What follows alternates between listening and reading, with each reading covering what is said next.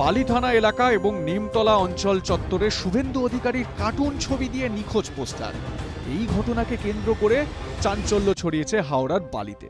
পোস্টারের নিচে লেখা রয়েছে তৃণমূল কংগ্রেস, সোশ্যাল মিডিয়া ও আইটি সেল। এর জেরে আরও চাঞ্চল্য।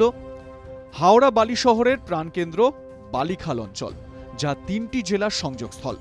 বড় বড় করে পোস্টার পড়ছে এই এলাকায়। পোস্টারে লেখা রয়েছে নিরুদ্দেশ সংবাদ।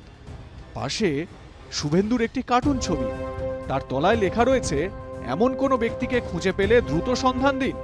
লেখা রয়েছে মেরুদণ্ড নেই, গলায় গেরুয়া উত্তরীয়, ঠিকানা কাঁথি।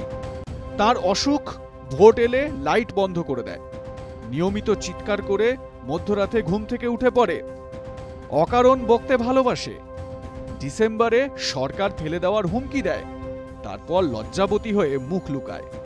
এই যাবতীয় বিষয়টি উল্লেখ করা হয়েছে পোস্টারে। এই পোস্টার নিয়েই এখন সরগরম হাওড়ার রাজনীতি। হাওড়া থেকে হিমাদ্রি ঘোষের রিপোর্ট, আজ তাক বাংলা।